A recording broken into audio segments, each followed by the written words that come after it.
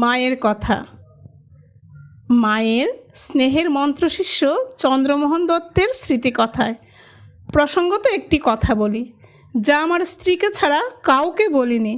শ্রীমাকে তা তিনি আমাকে দয়া করে দেখিয়েছিলেন, বুঝিয়ে দিয়েছিলেন।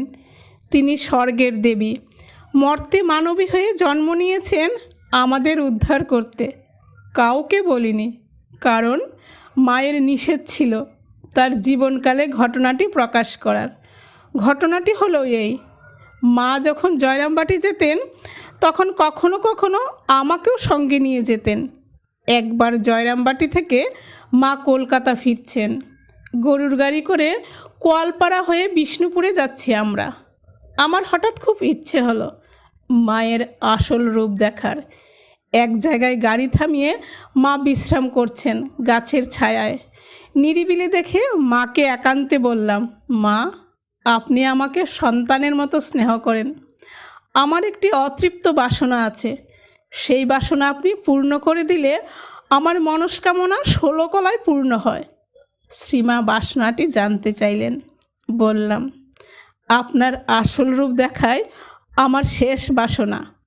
মা কিছুতেই রাজি হলেন না।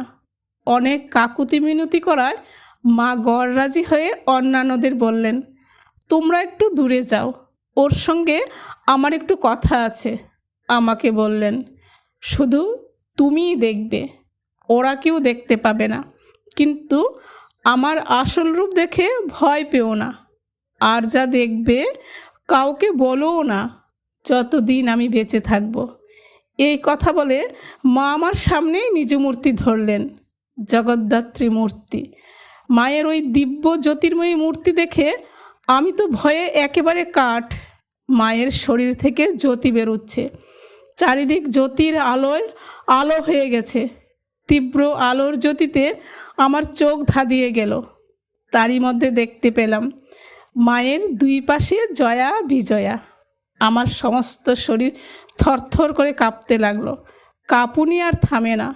স্থির হয়ে দাঁড়াতে পারছি না। মায়ের পায়ে লুটিয়ে পড়লাম। মা জগদ্ধাত্রী রূপ সংবরণ করে মানবী হয়ে আমার গায়ে হাত বুলিয়ে দিতে লাগলেন। আস্তে আস্তে আমার কাঁপুনি থামলো।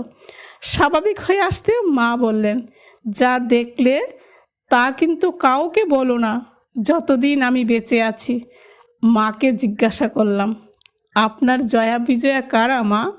মা বললেন, গোলাপ আর যোগেন। জয় মা।